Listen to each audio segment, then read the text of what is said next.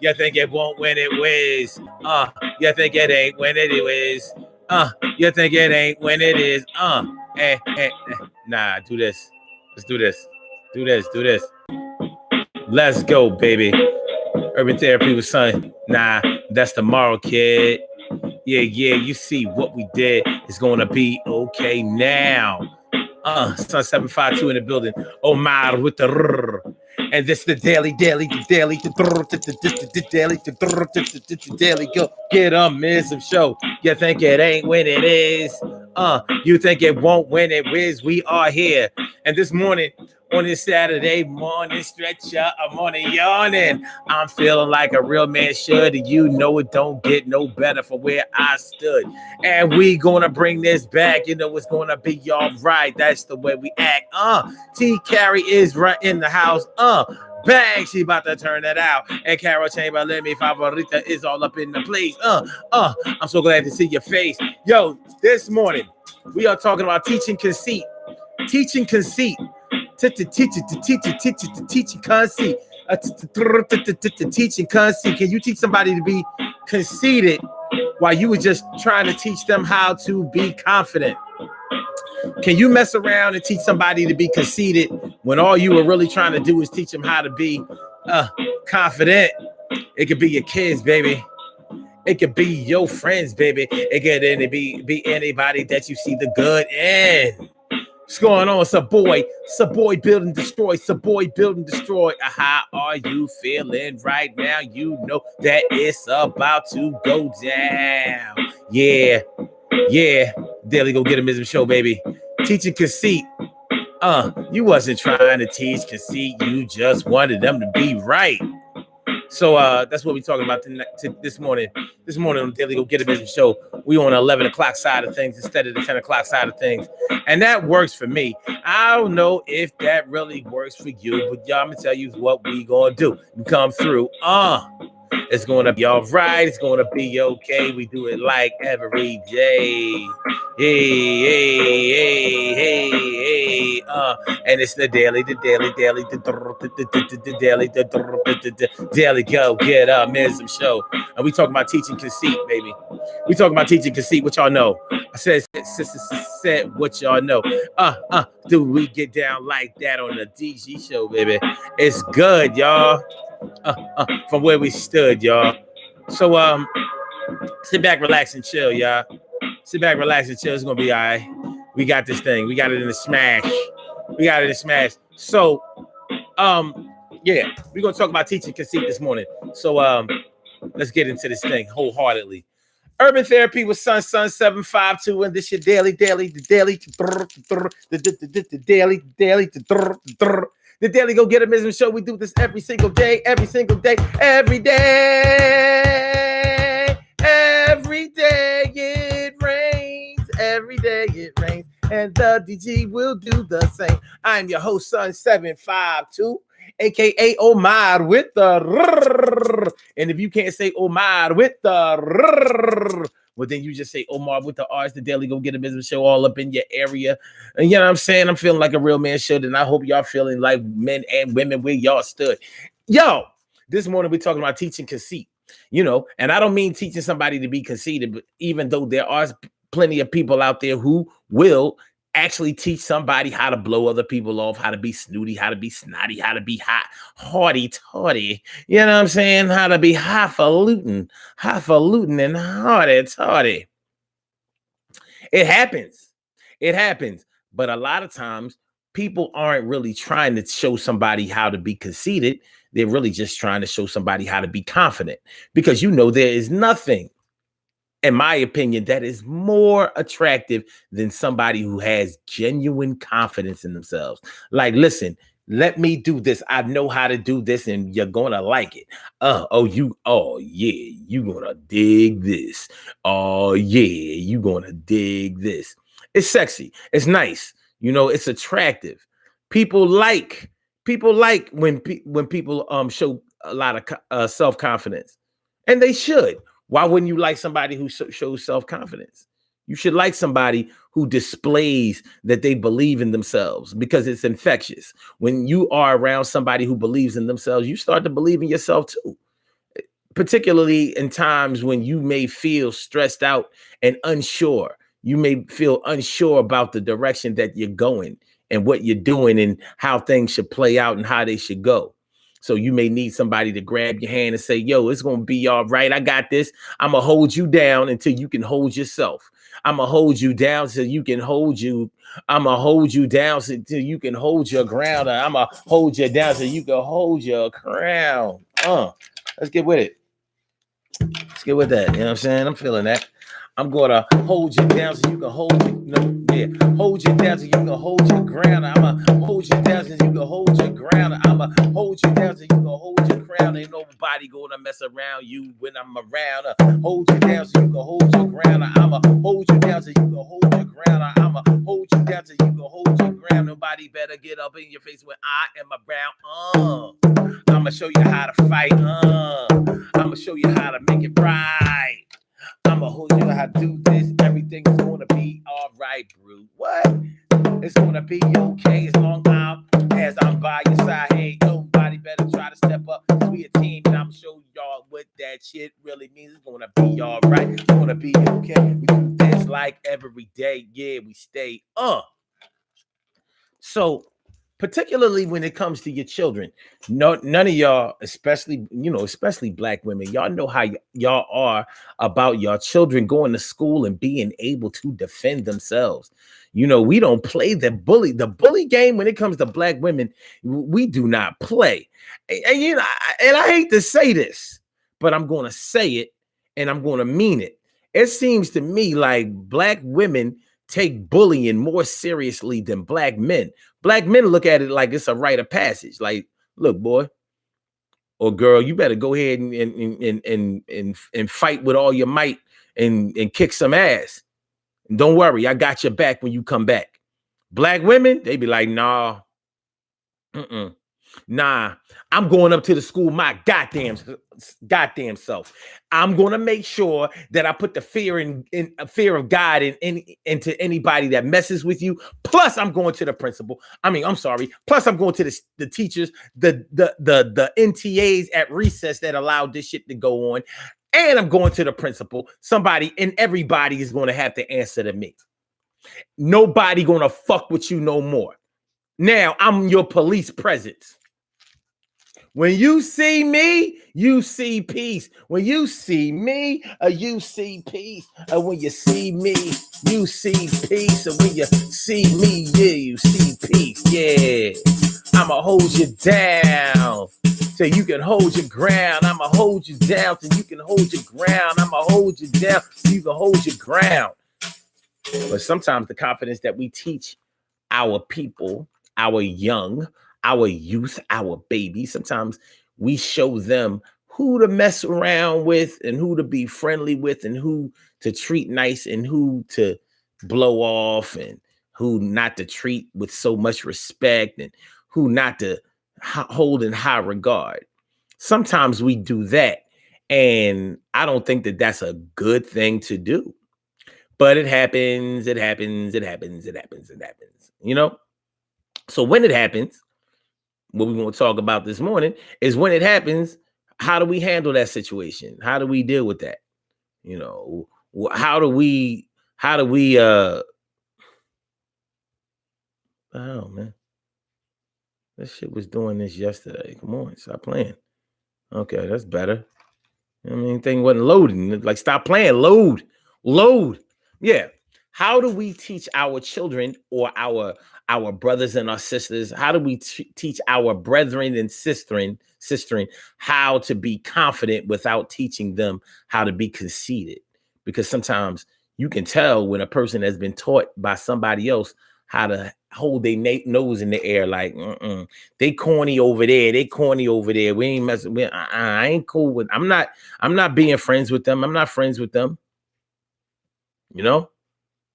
I'm not friends with them. No. So one thing about being conceited, among other things that are of a detriment to a person, is that you cut off your opportunity to get to know people. number one, and you cut off your opportunity to have experiences of varying degrees because you only want to, or you've only been taught to deal with a certain type of person, and they may all be the same. So, although that's sort of like what clubs and organizations do, it's not going to be as beneficial to you to freeze people out. It's not going to be as good for you to just freeze people out like that. It's not a good look, but it happens. It happens. It happens. It happens. It happens. You know. So how do we go about it? How do we teach our people, our children, particularly? Because you don't. One thing you don't want to do is you don't want to have a bunch of stick up kids. I mean, I'm sorry, stuck up kids, conceited children. And we've probably all seen them, you know, conceited children. It's not a good look, but we've seen them and we think that it's just a phase, maybe something that they seen on TV, because TV really does hype up conceited, particularly sitcoms back in the day. They always had the little outwardly, snooty person on the show that was often a popular character. Was it that art imitating life, or was that life imitating art? Annette Davis, the number one. Annette Davis, the number one. What's going on? Good to see me. Some you. Thanks for coming through. Yo, let's see what we gonna do. Okay. Annette Davis says confidence is one thing, but conceit is another thing. Exactly. But sometimes they can look like the same thing, especially to the person on the outside that's just watching a whole parade. Like, have you ever seen a situation where one person, like a friend of yours or somebody that you know, believes that the behavior of somebody who is conceited is really just confidence? And maybe they may even admire that person. Have you ever known anybody that admires somebody who is conceited, who is stuck up, and you think to yourself, like, damn, you want to be like them, huh? You know what I mean? It can be off-putting. It can be, it can be something that can take you aback. Like, wow. Like, so you think that they just confident? But look at the way they treat people. You look at how when they come around and people, you see how they be looking people up and down, sizing them up. You know how people do that shit? They come in the room, they whenever they meet somebody, they sizing them up. Visibly sizing them up. Like you see them going from, you see them clocking their whole gear. Like, oh, okay. Shoes. Okay, shoes about they kind of cheap. $45. Pants. Oh, stretch jeans, huh? Walmart. $15. They don't have no belt. Okay. On a shirt maybe $35 at the most. No rings or no jewelry. They sizing them up all the way up to their looks. So they're already clocking how much their clothes cost, or their accessories and things like that. And on top of that, they are looking to see whether they are good looking, regardless of the things that they have. Sounds kind of conceited to me. That doesn't seem like self-confidence. I mean, I don't see how that could be self-confidence. What's going on, S. Cook? All up in the house. How you feeling, Ma? Good to see me. Some you. I'm glad you came through. Yes, I do. And then David says, I love a confident man, but a conceited man is a big turnoff. A conceited man is gay.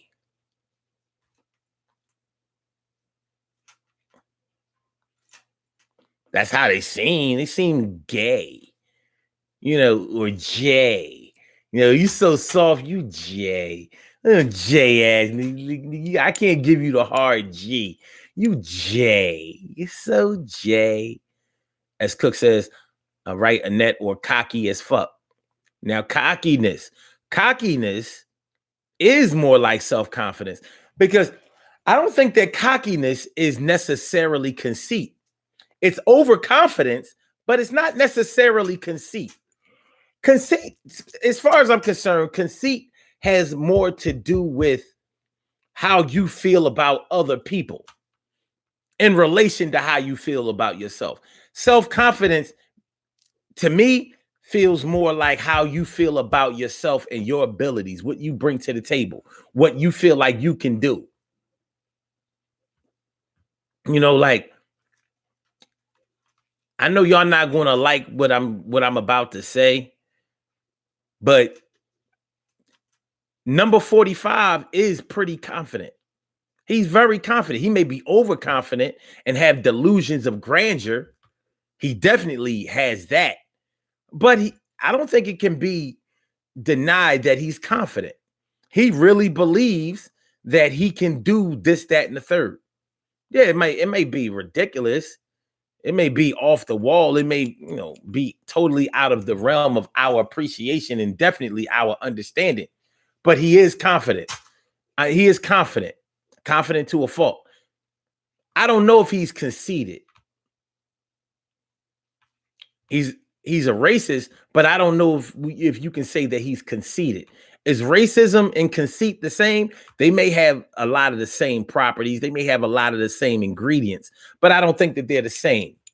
Because when you're conceited, you don't have to be racist. You are snooty towards, you are dismissive, snooty, and separate and find ways to separate from people who don't look like you want them to look, dress the way you want them to dress, make the kind of money you think that they should make, do what you think that they should do. And you consider yourself to be above them. So when you're conceited, you consider people to be here and you consider yourself to be there, up here, up here, up here. So like Donald Trump will be quick to say things like, only I and I alone can fix it. That is very confident. It's not conceited. Maybe towards his cabinet members, he is conceited. Maybe he feels like, maybe when they're by themselves, he's like, yo, look, y'all don't know what y'all doing. You know what I mean? I don't even know why I let y'all be on this team because I got this. Yeah, that would be conceit. That would be conceited. I'm not sure if that's how he runs things. I'm not sure if that's the way he moves. But he does show big displays of being confident. Overconfident, yes. As Cook says, he's convinced. I don't know. I wouldn't say convinced. Back in the 80s, we used to say, I'm not conceited. I'm just convinced. Like, the Real Roxanne. Remember the song, The Real Roxanne? He's in the song Romeo. She said, I was chilling with the girls when he walked in. Real fly guy with the blue sheep skin. Then she started talking about how she stepped to him, whatever. He said, I've been this way ever since. I'm not conceited. I'm just convinced. In other words, like, convinced is confidence. Conceited means, like, I think that I'm great and I don't think that you are even good. So I ain't messing around with y'all. You know what I mean? I don't want to have nothing to do with y'all. I'm doing my thing. I think that it's possible for you to teach somebody how to do that or teach somebody to be that way, especially children. When you are a hero to a child, you have the opportunity to mold them in the direction that you want them to go. So if you tell them don't mess around with somebody who's light skinned, they're gonna think twice about messing around with somebody who's light skinned. If you tell them to not mess around with somebody who's dark skinned, they may think twice about messing around with somebody who's dark skinned, even if they are attracted to that. Even if they are attractive to them, they may feel like, well, my people say that you shouldn't, that these people ain't this, that, and the third. So I may be attracted to them and hang around them, but at the end of the day, I know I'm better than them. I know I'm better than them. I know I'm better than them. At the end of the day, I know I'm better than them. I know I'm better than them. I know I'm better than them. So that's conceit, and we can easily teach children how to be conceited. And that's what we're talking about today, teaching conceit. Have you ever done it? Have you ever created a monster? Y'all know what I'm talking about. Have you ever created a monster? You taught somebody how to dress, how to act, how to have their swag, and they ran with it. They ain't have none of that swag before you gave it to them. You gave them the whole package. Like, I'm going to show you how to do this, son. This is how you walk. This is how you talk. This is what you say when they say this. I'm going to teach you how to kick game. I'm going to teach you how to kick game and make sure that they know your name. I'm going to teach you how to run game on these chicks. I'm going to show you how to act like you got a big dick. I'm going to show you how to be the man around the way. I'm going to show you how to be that dude. Yeah. Hey, man, for real. It's easy to teach somebody who looks up to you how to act. And if the way that you taught them how to act was conceited, they going, man. You know what I'm saying? Nah, I'm talking about. So, teaching conceit. Have you ever done it? Have you ever created a monster? A monster. It could have been your own child. Like, oh my God, why did I? You know what I mean? Many of us have said it. Why did I? Oh my God, why did I? Oh my God, why did I show them how to be like this? Ain't no turning around. This shit is messed up. Yeah, it be like that sometimes, Created a monster. Now they running around, especially if it's a female. She running around feeling herself all crazy. Yeah, I'm like this, yo. I don't fuck with these bitches over here. I don't fuck with these niggas like that. If you ain't got no money, you can't be with me. Got no money, I ain't trying to see you. See, if you ain't got no dope, don't come around me, cause we are the flies around here, yo. You can't get with this over here unless you appear to be the type that's hype. If you ain't my type of hype, you get the fuck out of here, right? As Cook says, when you have a bunch of yes men or women in your circle, they gas you up, telling you what you want to hear. They believe that shit. Okay, what if it's a situation where they weren't a bunch of yes men, but you were ready, primed and ready to be a yes man because you wanted to be part of their clique. You weren't conceited. You weren't stuck up. You weren't one of those people who was hoity-toity. You weren't all highfalutin, but you saw how they moved and you saw how everybody respected how they do things. You saw how they was getting all the love. They was getting all the shine. They was winning out here and you wanted to be down. You may have been a teenager at the time. You may have been in college at the time, but whatever the case may be, yo, anybody in here ever pledged a fraternity or a sorority? If you pledged a fraternity or a sorority, then more than likely you saw something in that crew that made you want to be down. And it sure wasn't because you was more than happy with yourself.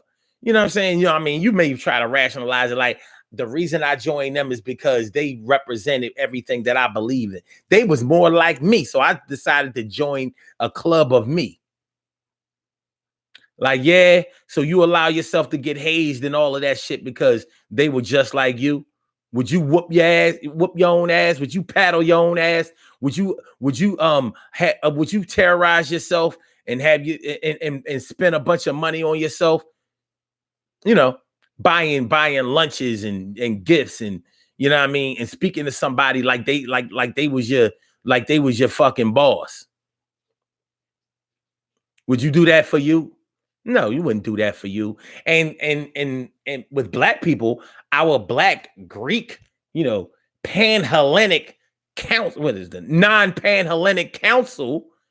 You know what they say about the AKAs, Alpha, Kappa, Alpha. You know them chicks are known to be a little on the lighter side, complexion-wise. Hair to be a little more on the done side. Attitude to be a little bit on the confident side, but it seems like they conceited when they ride. They're sure they're black. They're short. They're definitely dark-skinned AKAs and all that kind of shit. But you know what they're known for. Everybody in the black community knows what AKAs look like. Stereotypically. Kappa Alpha side. And it's funny because the brother fraternity to the AKAs are the A Phi A's. It's Alpha Phi Alphas. And they ain't known to be fly. They known to be smart. They are the successful black fraternity, the first black fraternity. What was it, 1906? Some shit like that. First, they kicked it off. Wasn't no black fraternities before the A Phi A's, but they're not known to be stuck up or snooty. But their sister sorority is. And that's not to say that everybody who is an AKA is snooty or stuck up. But those of y'all who went to college, y'all know what I'm talking about. And no, you didn't have to go to a black college in order to be in a black fraternity or sorority. But you know what I'm talking about. Now we can say that that's just a stereotype that fit the AKAs and the KA size. But it seems to fit kind of well now, doesn't it? It seems to forget I'm fit kind of well, doesn't it? The KA side known to be light-skinned niggas, curly head type niggas. Not all of them, hell no. Hell no, not all of them. But a disproportionate amount of them. And they're supposed to be pretty boys. Are they all conceited just because they supposed to be pretty boys? No. Are some of them? Y'all know. You know. Annette Davis, the number one, says, I think that I did back in the day. I went out with this one dude that I considered a plain Joe and built up his confidence, and he went buck wild, and I couldn't deal with him anymore. Boom, created a monster. Staying on that black fraternity and sorority shit, the ones that's supposed to be a little hoity-toity, highfalutin, little conceited. Yeah. A lot of people who joined those fraternities and sororities were really down-to-earth people before. People saw them change right in front of their eyes, like, okay. Oh, okay. You a full-blooded Kappa now, huh? Nope. How do they do it? Nope.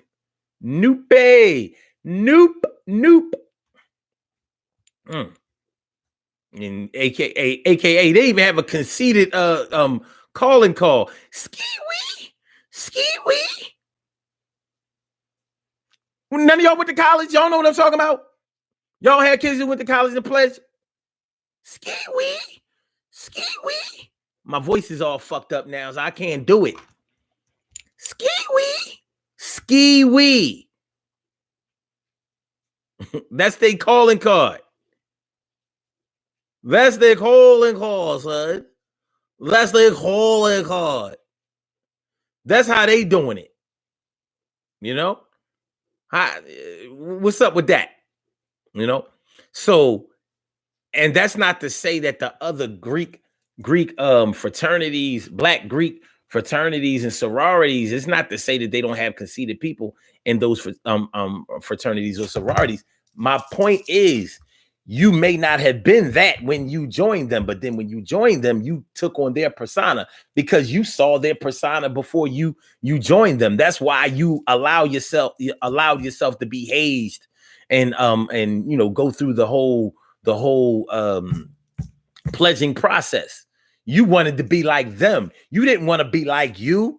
You weren't the one who had the confidence. They were, and they may have given you a lot of confidence, and now you might be like, I'm rocking my letters, I'm rocking my letters, and in your mind, you believe that you acting exactly the same. Meanwhile, everybody around you is like, well, I'm glad to see that he or she got some self-confidence, but oh Lord, I said, oh Lord. Sugar Mama 866 says, ooh, they sure did change right in front of your eyes as soon as they went over. You know what I'm talking about. See, she knows exactly what I'm talking about when they went over. In other words, when the pledging process was completed, you got your letters. Got your nail ya. That's short for paraphernalia. Got your nail ya. You know what I'm saying? You running around here stepping. You stepping. But you ain't gonna tell me that the circle of friends that you was hanging out before are the same circle of friends that you're hanging out with now. So because now you got you have gone through the whole process, the hazing process, the pledging process with your new brothers or your sisters. So y'all have something in common that the rest of the people in your world, even your blood family members, don't understand. They haven't been through that. Especially if you was like in the bloody triangle or something like that. The bloody triangle, you know, that's Lincoln, Cheney, and Howard. You can't tell them shit. You want to talk about confidence, overconfidence, and conceit. If you went over at any other school, they like, yeah, but yeah, you ain't do it in the bloody triangle, son. DC and Pennsylvania run everything. Yeah. Hey, yeah. Carol Chamberlain says, my niece is an AKA and she is now very conceited. I'm done. I'm done. I'm done. We need to exorcise the demon. We need to exorcise the demon. Somebody get me some snakes up in here. Somebody get me some snakes up in here. We need to deliver these black wannabe Greek ass letter wearing cane stepping youngsters who think they own the world. We need to be delivered from this bullshit. We need to be delivered from the bullshit. We need to be delivered from the bullshit. We need to make them AKAs think they're better than the Deltas. We need to make the Deltas stop thinking they're better than the Zetas. We need to stop the Qs from beating up the Kappas right after they finish whipping their ass. We need to stop them Phi Beta Sigmas from getting involved with crime and acting a fool. We need to stop the Zetas from eating so much.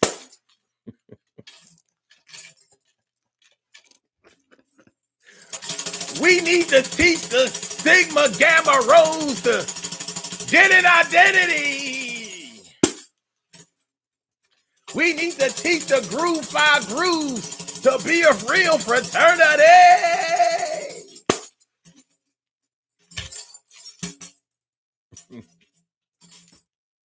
Teaching conceit, baby. Teaching conceit. Teaching. And Sugar Mama 866 says, Lincoln over here. So you know what I'm talking about. You know exactly what I'm talking about, say. Hey, yo, man. You know what I'm talking about.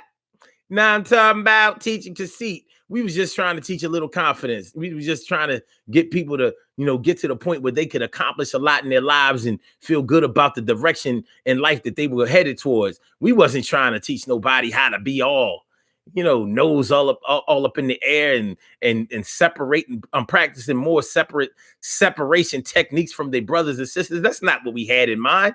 But look, we done made ourselves a monster. I'm not saying that you got to go out there and try to reform crackheads, but goddamn, drug addicts are people too. Drug addicts are people too. Drug addicts are people too. Bring back crackheads because these goddamn heroin addicts look too nasty.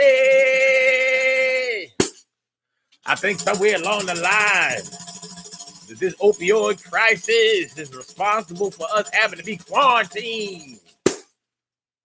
You ain't gonna tell me them dirty ass niggas ain't got it. All of them. Black, white, Hispanic, black, white. T. Carey Wright says, you leave Deltas alone.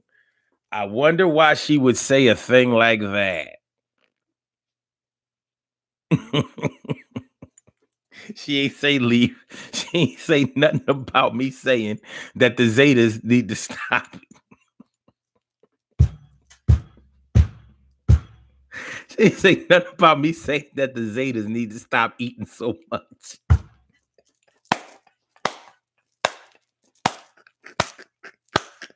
She ain't say nothing about that shit. I wonder why. I wonder why. This is too much. This is too much. As Cook said, now you gotta fall out. You finance your children and your nieces and nephews, giving them money to give to other people that are around their age so they can endear themselves, so they can go over, finish pleasure.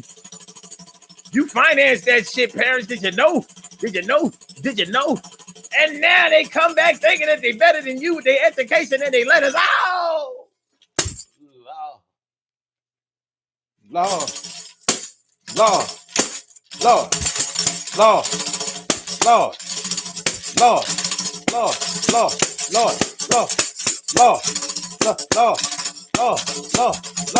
Lord. Lord.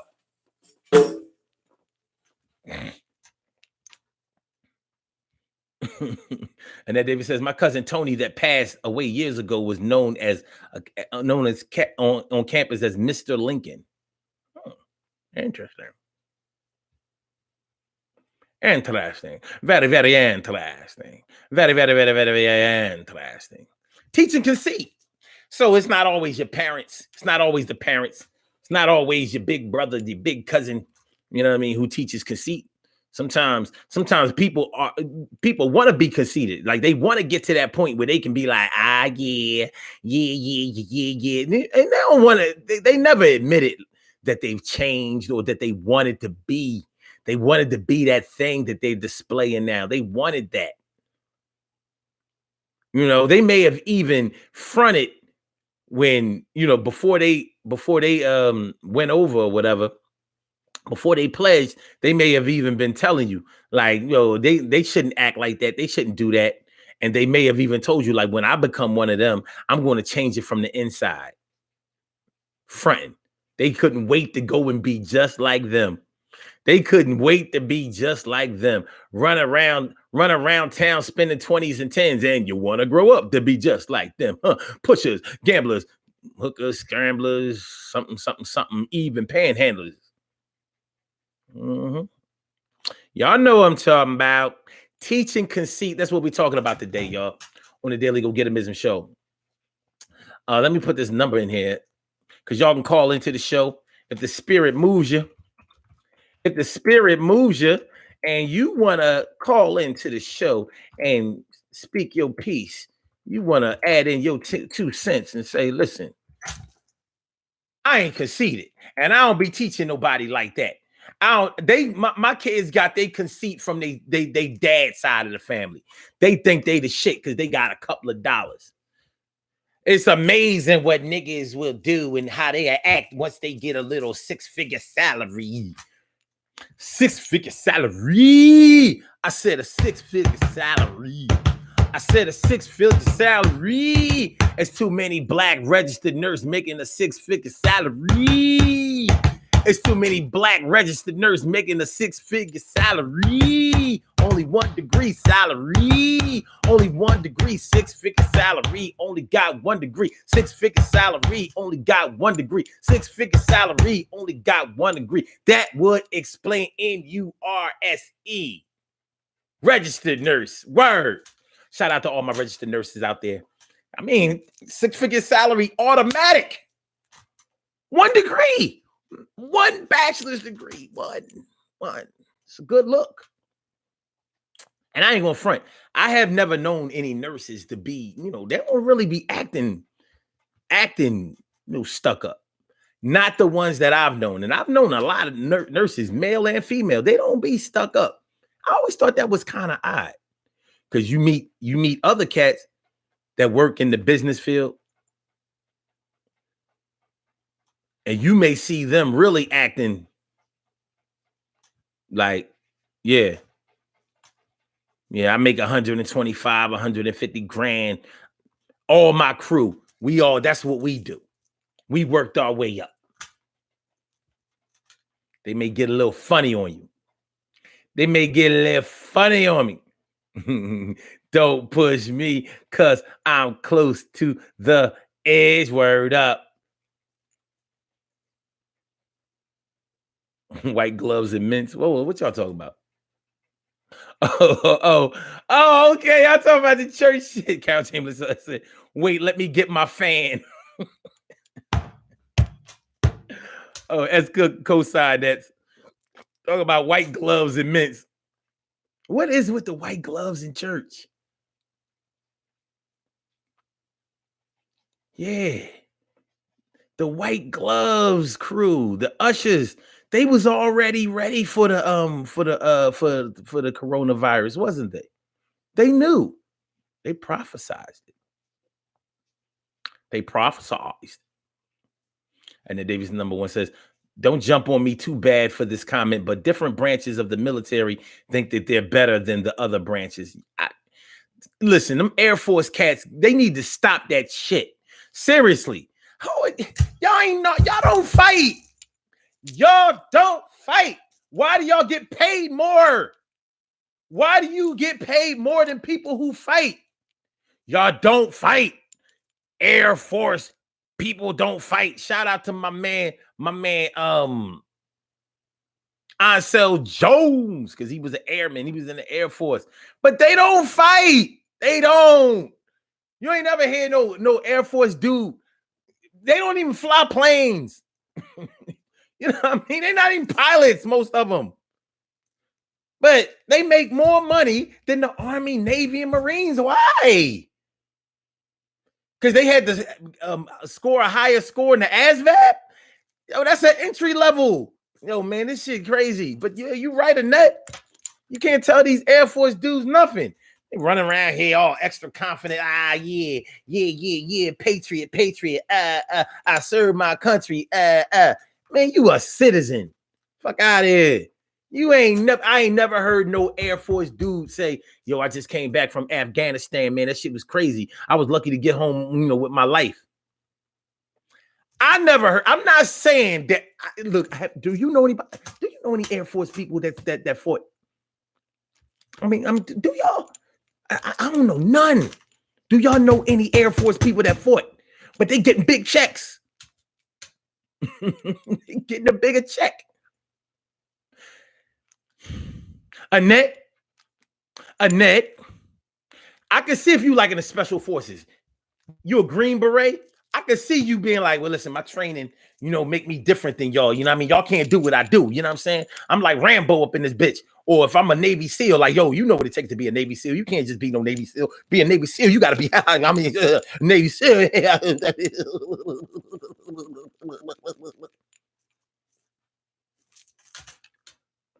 You know what I'm talking about. Meanwhile, Marines never be conceited. I've never met a stuck-up Marine. I've never met a stuck-up Marine. But these motherfuckers, I ain't never met a Marine that didn't fight. So they do. On the front lines and at home domestic.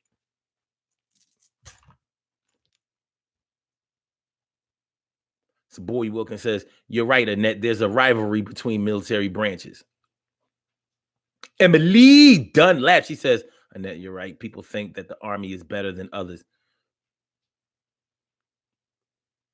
The Army only act funny around the Navy because that rivalry is so deep. But Marines come around and be like, nah, I beat both of y'all up. Army, I'm a bunch of Army punks. All y'all do is y'all the security force. Y'all don't really fight. Y'all sit around guard and shit. You a bunch of guards. Y'all a bunch of mall cops. That's what a Marine would say. That's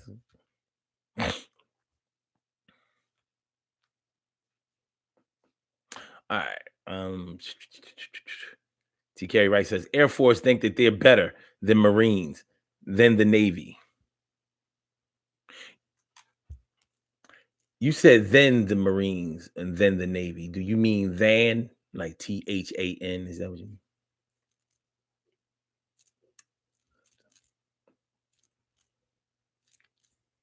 Or are you saying the Air Force think that they're better than the Marines think they're better than the Navy think? Is that what you?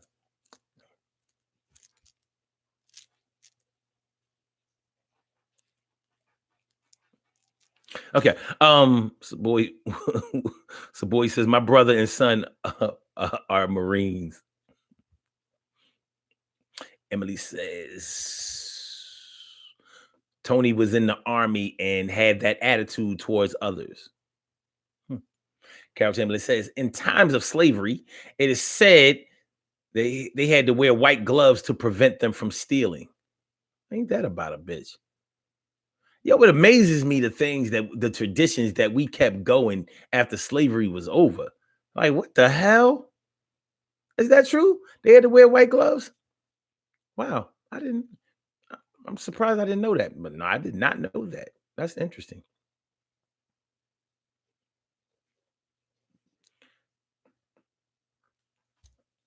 Oh, oh. So they didn't steal anything from church collection plates. Oh. Well, how'd that stop them from stealing? They looked at their gloves like, "Oh, you've been handling money. You've been handling coins." Mhm. The slaves didn't have money? They didn't get paid. What they pay with? They took some grains, some grains, some wheat, some corn, put some cotton, I mean, what is how did slaves pay their tithes and give up an offering back in the slave days? How did that happen? You ever think about that shit? They didn't get paid. Some slaves got money, like if they went to other, if they worked on other plantations, or or they were the driver for massa as he went and performed commerce and stuff like that. Sometimes they would get money, but slaves on the whole, free labor, free. TK Wright says Air Force get paid more, so their heads be swole. Yeah, they get paid more and deserve. They don't fight. They don't fight. They don't fight.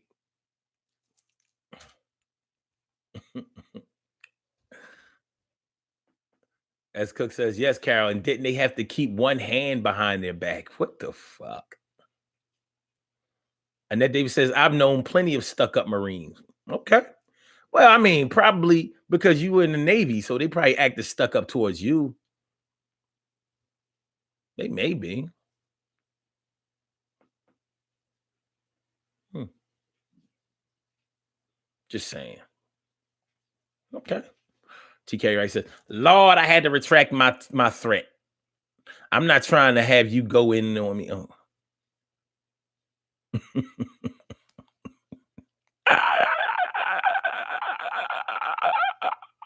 Carol Chamberlain says, no, but they had to usher in white churches. And as Stacy said, and said all done with one hand behind their back. This is man.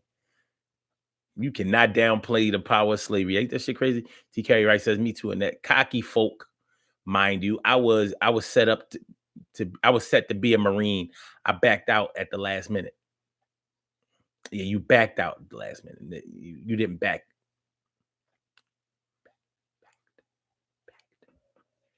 Backed. It's all good. Let's keep moving. Teaching conceit. That's what we're talking about today on the Daily Go Getimism Show, y'all. What y'all know? Teaching conceit. Teaching conceit. You were just trying to show somebody how to get their weight up, how to be confident, how to move in a way that shows that they have confidence and comfort, and show them how to be attractive to people. And they wind up thinking that they better than you. Maybe even verbalizing it like, yeah, you taught me a little something. Have you ever done that? Have you ever put somebody on all the way? You put them totally on to something. They didn't know nothing about it before you. And then once they got to where they wanted to get, they started acting like they always had it going on. Like they always was down and brown. Can't mess around. Down. Down.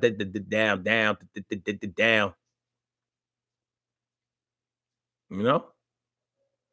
What y'all think? What you know now? You know? Teaching conceit.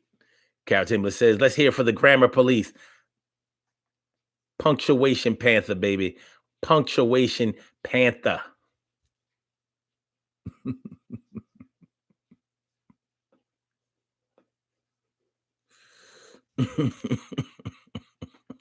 Don't be mad, Carrie. Don't be mad. We're here to help each other. Just here to help. So correct, man. Listen, turn that bullshit off. You know, autocorrect is for people who can't spell. Stop letting them that punk ass computer correct you and make you wrong. And that David says, conceited people don't believe that they are conceited. They don't. They don't. They think that they're just being selective with who they mess around. Who they mess around with. They think that they're just keeping their circle small and tight and identifiable. Sugar Mama says, you skipped my story. Did I? Hold on.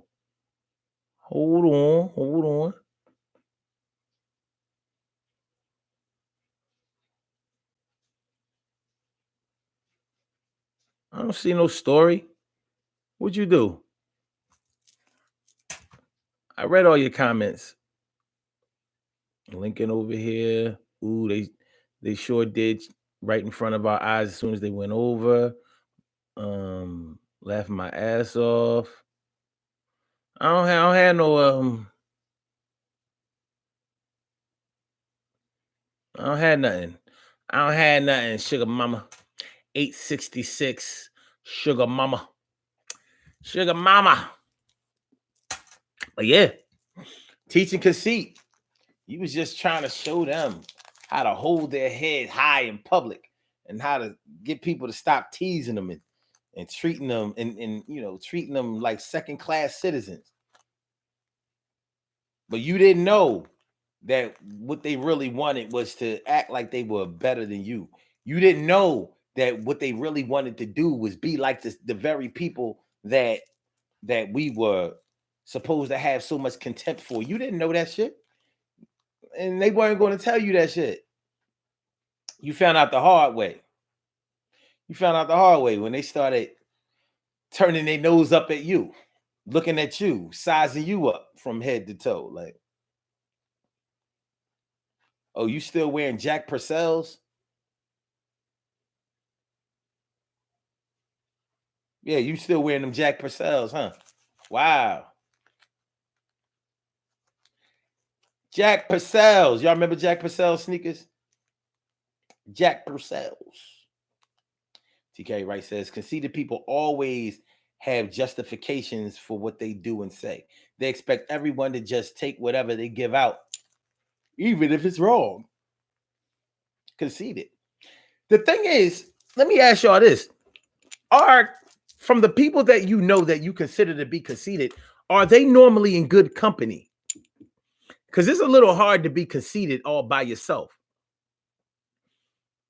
I would think. It sounds to me like it's a little tough to be conceited all by yourself. But it can be done. It probably doesn't hold as much weight. Just like you can be broke and still be conceited. Because there are levels to being broke. So you may be broke. You may be paycheck rich but house poor. Or you may be car rich and house poor. In other words, you riding around here in a brand new late model Lexus or something. Benz, Beamer or something, but you can barely pay your rent. You can barely make the mortgage because your priorities all screwed up. But you riding. You may not even be able to make your car note like all of that. But you riding good. It happens. But people can pull off. People can pull off a display of conceit even when they don't have no money. Because they might be like, yeah, but I'm cute. I ain't got no money, but I'm cute. You ain't cute. Yeah, you got a couple of dollars, but you ain't cute. When I walk down the street with you, they gonna be all up on me, not you. You gotta get a gold, you gotta wear a gold chain in order to be cute, in order to get love, in order to get attention, in order to have the shorties, you know what I mean, sweating you all crazy. They was sweating me, son. I mean, you know what I mean? They was all over me. They was sweating me, son. I needed a towel. That's how much they was all up on me, Don. You know what I mean? Yeah, I needed a towel.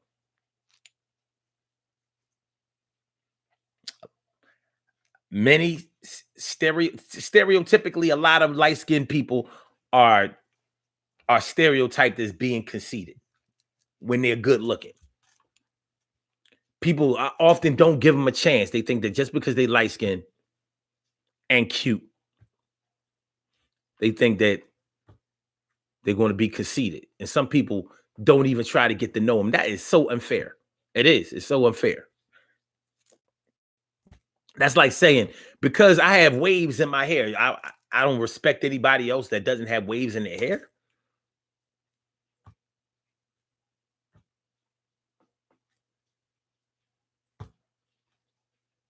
So you use a brush, I use a comb, not a pig. El Shabazz, OJ. El Shabazz, OJ. We gonna rock this motherfucker like 3 the hard way, like this, y'all. This, y'all. This, y'all. This, y'all. This, y'all.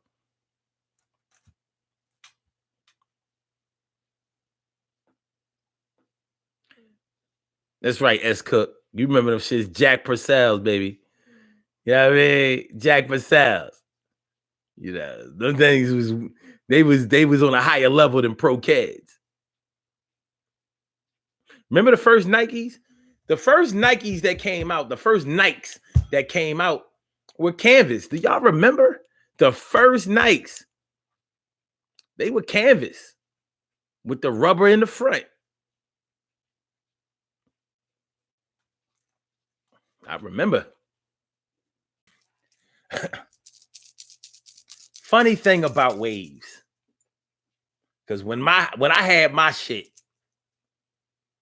I've never worn a stocking cap in my life. And you can always tell the cats that wear stocking caps because their waves are different. They're not as natural looking, you know what I mean? It's like, they look nice. They do, but they be looking like they got their hair done. And a lot of cats that wear a stocking cap or a do-rag, they try to kick it like that's not what they do. But you catch them early in the morning and you see that line across their head, like, I see you. I see you. Got the line. You know what I mean? Other than that, for brothers that are watching, this is how you get waves if you want waves. You know, when you go get your hair cut, you can't get your shit faded up. Your fade is not going to wave up. So you have to leave a little bit of hair. Like your hair has to be symmetrical, the whole head. But take a brush and wet your brush with hot water. Steaming hot water. Don't boil no water, just regular hot water out of the faucet, and brush your shit. Brush it while it's wet with the hot water, and brush your shit, and your shit will start coming in. It will start coming in nice too. Nice. People be thinking that you had the wave cap, but you didn't. That's your hair. That's how to get waves 101 for cats who think that they struggle with that. It's all about knowing how to do it. Carol Chamberlain says, S. Cook says, females are conceited. Females and conceited males are cocky. Wait a minute. Females are conceited, males are cocky. I don't know what that. Man, that's definitely iPhone. I don't know what that means. Females are conceited, males are cocky. Too many R's. Carol Chamberlain says, I've been called conceited, and I'm not the most introverted person you meet. Hmm. You've been called conceited, huh? Man, they was just fronting on you.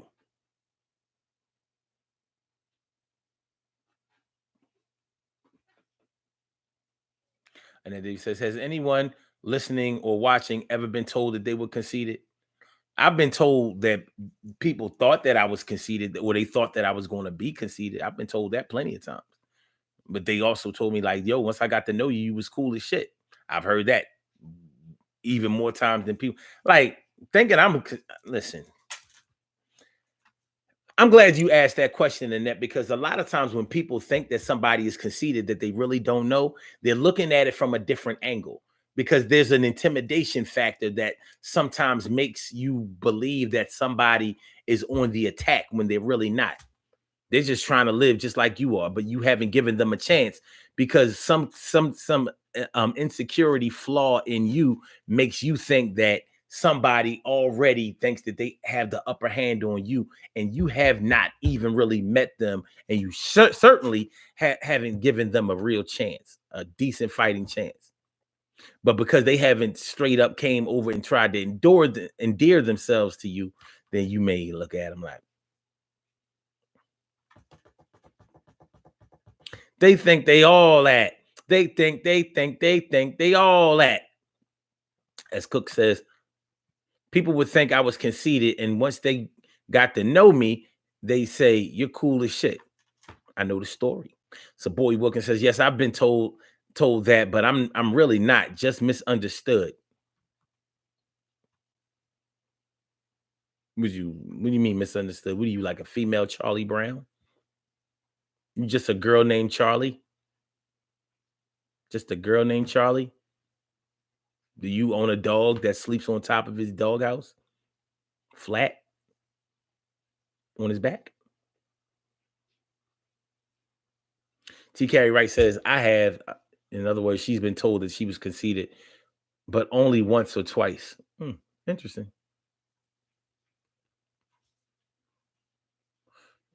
So boy says, Carol, you don't seem like an introvert.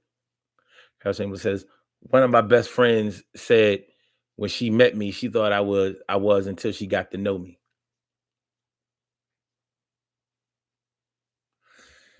T. Carey Wright says, can someone be cool and conceited though? I think so. I've known some people that were a little snotty, a little snooty, a little bougie. See, we don't say conceited as much as we used to. Now we should say somebody's a little bougie. Bougie and conceit are the same thing. You're acting bourgeois. You are the bourgeoisie. You ain't the proletariat. You the bourgeoisie. But yeah, I've known some people that were conceited, but still a little, still cool as shit. You just had to know how to take them. Like, oh boy, because sometimes they get on their shit.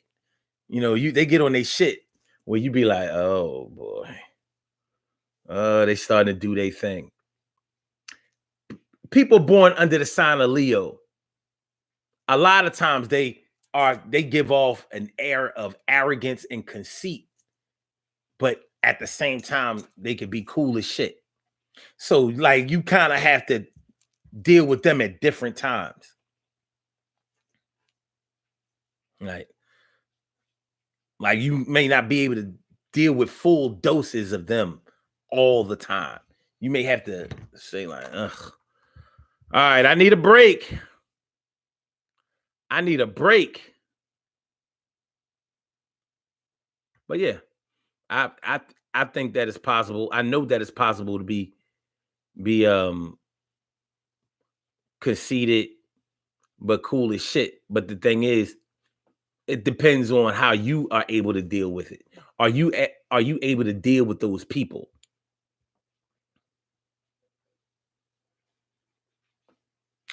Are you able to deal with them folk Them folk. Deal with them folk. Can you do it? Are you all right? Can you really deal? Can you tell them how you feel? Ew. Conceited, but still cool. Yeah. I've definitely had friends that were bougie and still cool because they may have been some of the sweetest people that you've known, but they just get on their shit every now and then, like, why you hanging around them? Or yo, man, come over here. Them plug ass niggas, come over here, son. Little conceited, little conceited, little conceited, little conceited.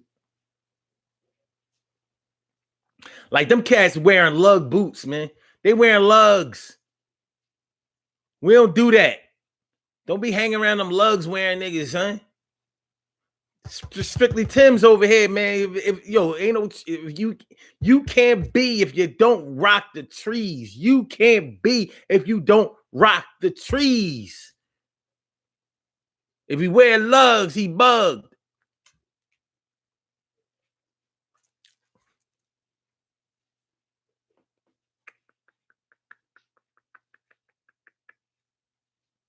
Emily says, Carol, I've been told that so many times. People assume that I'm away because basically I don't fuck with them. It is what it is.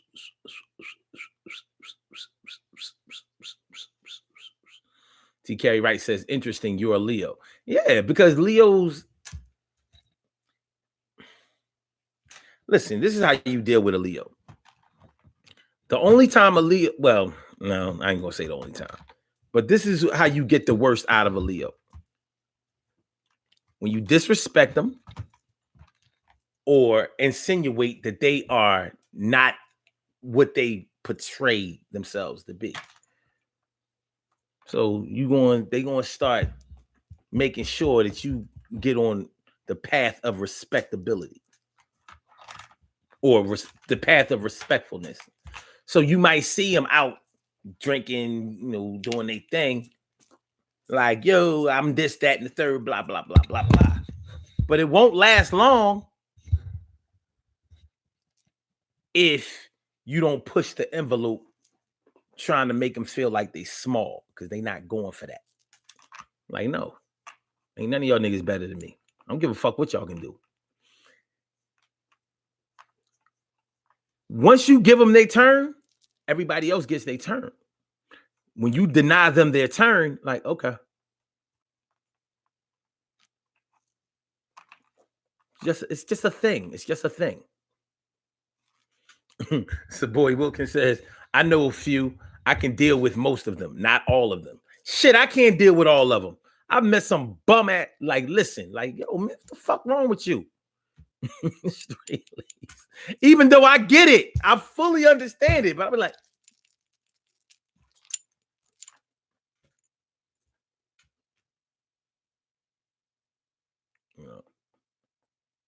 but even Leos, they can't, even the ones that are conceited, they can't stay that way because they really don't believe in that. You know what I mean? Like, y'all wouldn't really understand if I told y'all the real depth of it. All right, I'll give y'all this. This is what it is. You know how a lot of people say that Leos are controlling, and we're really not. We are more. You know how they say we're the ruler of the zodiac. In other words, we rule like this is our shit. That's how we think. Like this is our shit. But we do feel like this is our shit. Not you are mine. This is mine. Like you can go do whatever you want to. Just acknowledge that you're doing it in my shit. Like maybe y'all don't understand that shit. But it's not about like you being mine. It's about this being mine. This, not you. You go ahead and rock out, do whatever the fuck you want to do. But just know that you're doing it in this. And this is my shit. I know it sounds crazy, right? Just trying to help. Sugar Mama says, T. Carey Wright, a cool ass friend I grew up with, has always been conceited. I joke with her about it. She laughs and tries to deny it, but everyone says it about her, mostly behind her back, though. As Cook says, not the lugs. It's just an example. It's just an example. Yeah. Carol Chamberlain says, so does caring about your appearance make you conceited? Not in my opinion, it doesn't. I don't think, who doesn't want to, I think caring about your appearance makes you confident. I think it means that it makes you conscious of the world around you and how you look to people. Because the way that you look, your appearance is your first impression with a lot of people. So like if you come in there smelling and looking like a bum and you look very unkempt, it doesn't matter that you have a PhD and that you are altruistic and really, really nice. People smell you and they see you looking like a bum. It's going to be hard for you to get your foot in the door.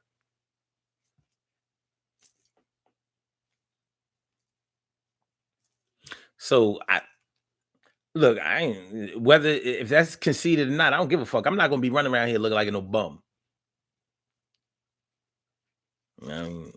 Me and mine, we came from the fly era of the 80s. We don't fucking play. My mama don't play. She used to make clothes. I was ineligible to ever be a bum. Shoot, even my work clothes be all right. I ain't bullshit. I iron my shit. I still iron. Fuck is y'all talking about? That's my word. So boy Wilkins said, you're not helping. I tried, man.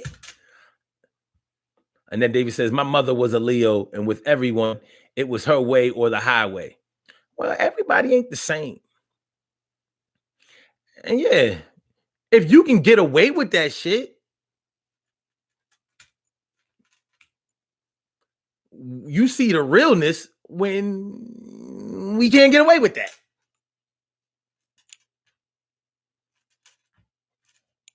Because the choice has to be made when you can't get your way.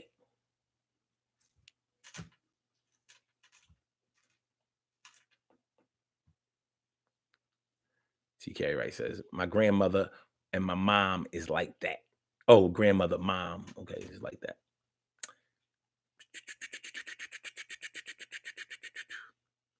Okay. Leo, August 17th.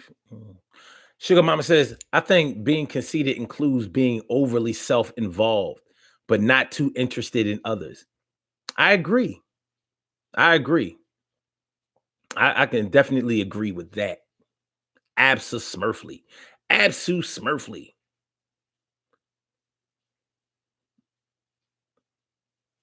Son's birthday is August 19th. TK Wright says, Carol, I feel like you should take pride in your appearance. It doesn't have to be fancy, but clean and presentable. Yeah, it's not about like a conceited person may talk about how much they spent on the clothes or how little somebody else spent on the clothes. A confident person is more concerned about how they look in the clothes. It's not about how much I spent. It's about how I look. Like, yo, I've been working on my body. I've been working out. I've been getting my cardio in. I've been doing strength training. And look at me. Do the female Jonah.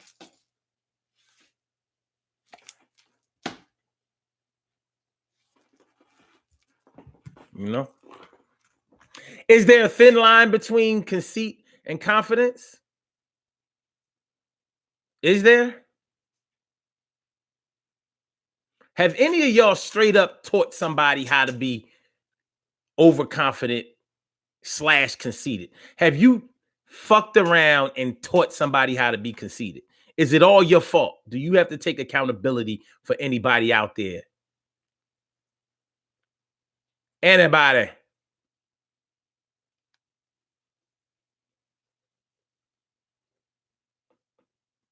Everybody.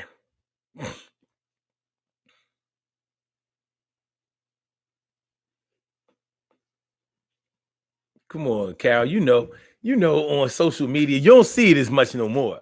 You know what I'm saying? They too busy sticking their ass out. But remember, in the early days of social media, you used to see this all the time.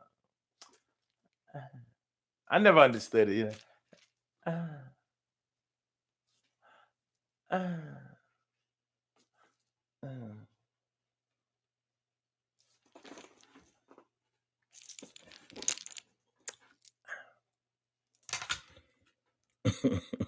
Strike a pose, baby. Strike a pose. Strike a pose.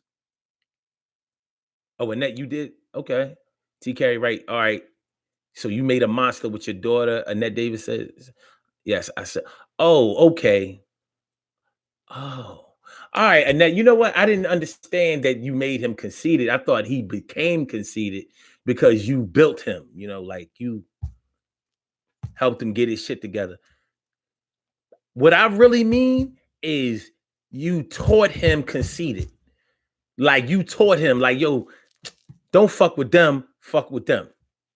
Don't ever buy this, buy that. Don't ever, you understand what I mean? Like, I'm not sure if you taught him how to be conceited. You may, when I say teach somebody to be conceited, I mean you saw how weak they were, how insecure they were, how much confidence they lacked, and you went out to try to empower them. You know what I'm saying? To make them, believe that they were better than everybody else. And you thought that with their lack of confidence, their lack of self-esteem, their lack of self-assurance, you figure that if you gave them a little bit the other way, that it would all balance out and smooth. But what you really did was you taught them how to be conceited, straight up and down. And they may have even come back and paid homage to you, like, yo, look, I'm like this. I'm like this and like that, like this and I like this and like that, and like this and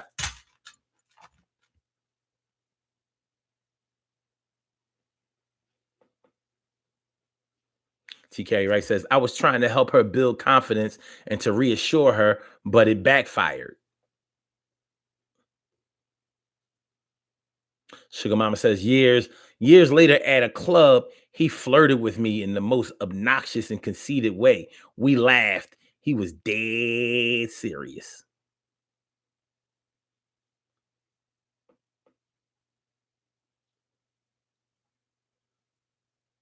He was dead serious. Is that the story you talking about, Sugar Mama, that I don't see? Because I don't see it. I don't see it. Man, I don't see it.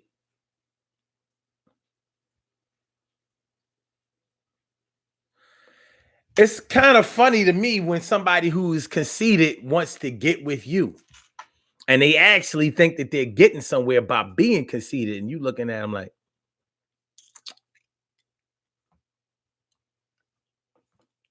and you see them have to try to switch it up. A part of them wants to be like, well, fuck you ain't all that anyway.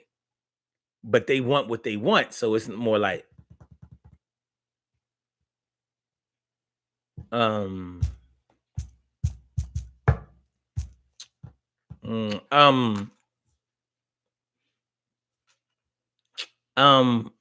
so why don't we become a team? we like when somebody who is used to being chased and wants to be chased by you, and you don't chase them, they have to explore the option of either chasing you or finding a way to get you to chase them. And what happens when it don't work?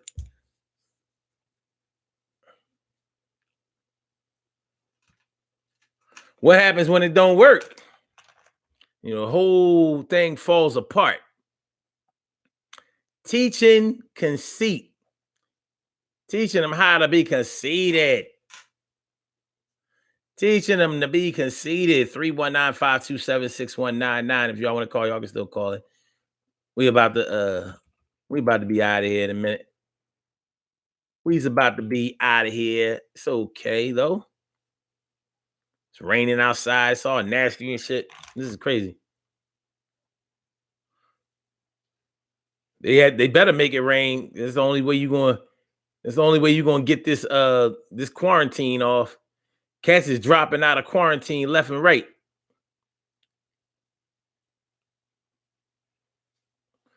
Dropping out of quarantine left and right, baby. Teaching conceit. Teaching conceit. What you know? What y'all know? As Cook likes the rain, she says, "This is a beautiful day." Just because you like it, don't make it a beautiful day. That shit nasty. That shit like nasty. Blech. It goes bleh. But it's gonna be all right. Shout out to the rain. Because I wish it would rain. Oh, it would rain. Shout out to David Ruffin. Rest in peace, Dave Ruffin. One of the best singers I ever heard. Easy. One of the greatest ever. And then David says, "I completely understand what you're talking about. This dude was trying to get with me and I rejected him. So he said that I look like a man." Yo, you can't be serious.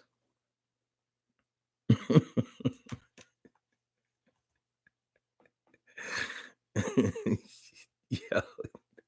Like, yo, so you just tried to push up on a man? I can honestly say that I've never done that. Like, if you ain't want to give me no play, you just ain't want to give me no play. I ain't gonna be like, "Oh, you wasn't all that in the first place." I ain't gonna be out there dissing myself. Nah, I'm good. Another Quaalude, she gonna love me again. Excuse me, y'all. Another Quaalude, she gonna love me again. Oh, we done? Now that we've come to the very end, his beats, my rhyme are perfect blend. We are the ones all others admire. To be like us is their desire. All right, we about to get on about it here in a minute. Do these birthday shout outs, and then we're gonna keep it moving. Keep it moving. But yeah, man, teaching conceit. Teaching somebody how to be conceited. Conceited. Before we do the birthday shout outs, though, I do want to do one thing. I want to look up the word. Look at the comparison between being conceited and being confident. Let's see. Can we do that? Ooh, excuse me, y'all. Fucking rain make me tired.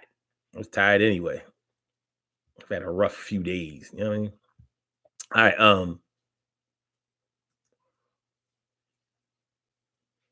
Come on.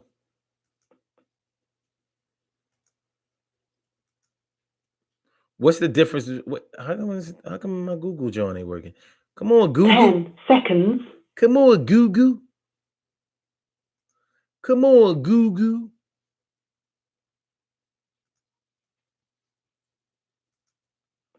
I know one thing, it ain't working. I don't like having to write. All right. What is the difference between confidence and conceit? Because it's I before E except after C. Okay. Conceited, confident versus conceited.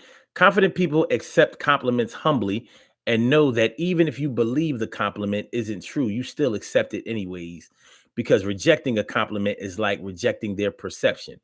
Hmm, never thought of it that way. Conceited people will respond from a compliment with "I know," and it doesn't get much rooted. They will respond to a compliment like "I know, I know, I know, I know." Hmm. What's wrong with being conceited? Yo, why isn't my Google working? What's going on? My page broke. All right, well, I'm gonna do this then, because you were not gonna front on me and think it's gonna be all right. I will not be fronting it. Fronted on.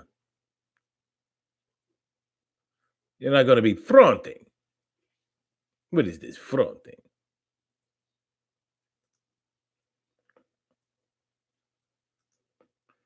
What is the difference between conceit and confidence?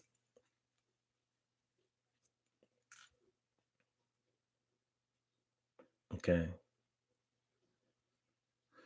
The difference between a confident and a conceited person is largely his self, his level of self-esteem. A confident person believes that he is capable and worthy. Meanwhile, a conceited person generally has low self-esteem and showcases what he feels to be superior qualities to prove his worth to himself and others.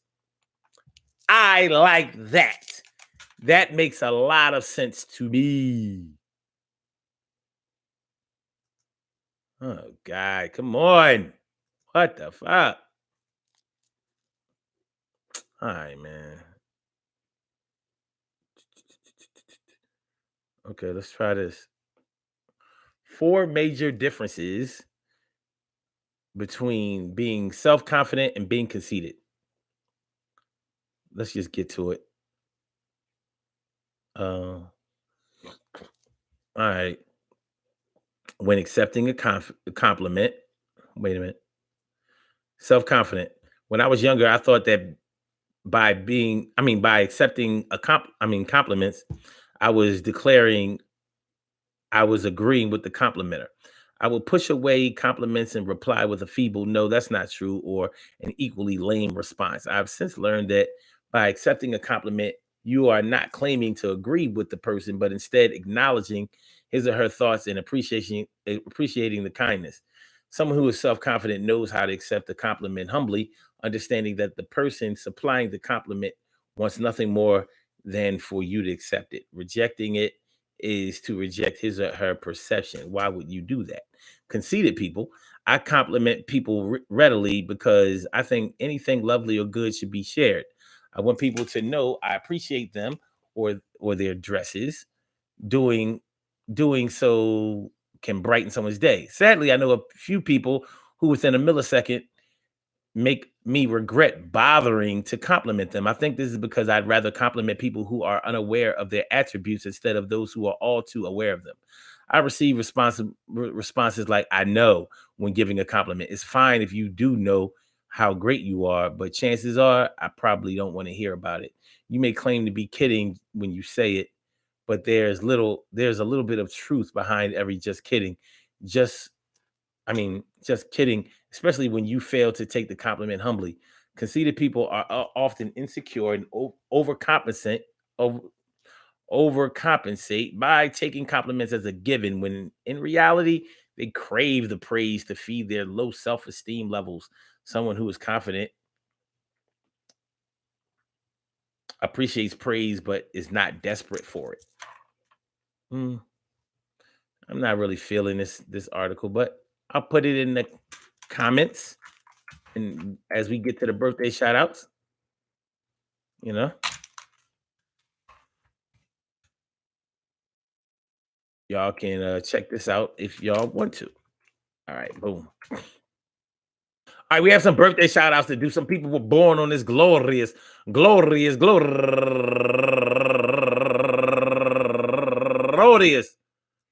March 28th, and they deserve to be acknowledged. So let's go about our business of acknowledging them and making them feel special because they are special, because they are special, because they are SPECIAL. They are SPECIAL. They are number one out the Bizox. Celeste Monique Wells. Happy birthday to you, Celeste Monique Wells. And also Dohanira Margie William Margie, turning 33 years old today. Happy birthday to you. And Tracy McIntyre, no relation, turning 57 years old today. And Joycey Etta, turning 36 years old today. And Lydia Mwanja, turning 38 years old today. She got a 38. Watch out.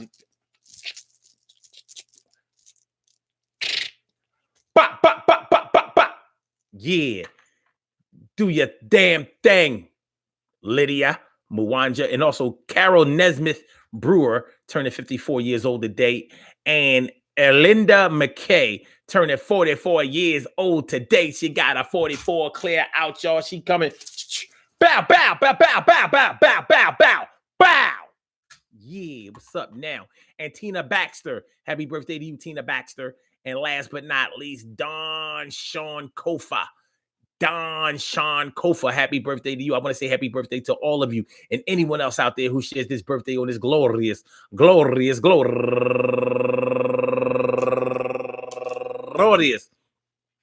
March 28th, anywhere out there in the world, worldwide, internationally, and universally. All of y'all go ahead and turn up, but don't turn up too loud. Just turn up loud enough so everybody can hear you. Rock out, rock on, and do the rock out, rock on, and do the damn, rock out, rock on, and do the damn thing. You do your thing, y'all. Represent the queens and kings. You do your thing, y'all. Represent the queens and kings. Good things happen to those who wait. Great things happen to those who grind, and anything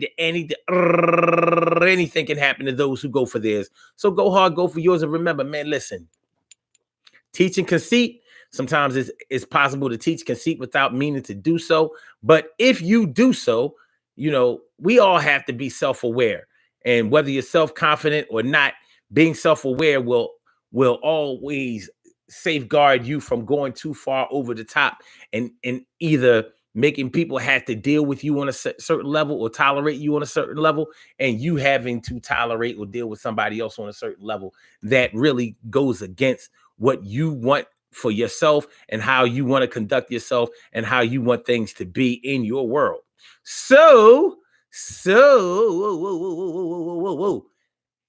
we all make mistakes, and in the commission of sometimes trying to make somebody feel confident about their own abilities, sometimes the lines of communication are thrown off to the point where you have actually taught them how to be conceited instead of teaching them how to be self-confident and tolerable and bearable and fun to be around. So listen, man, I hope y'all enjoyed listening to the program as much as I enjoyed broadcasting it. Shout out to all my everydays, my day ones, my everydays, and my brand news.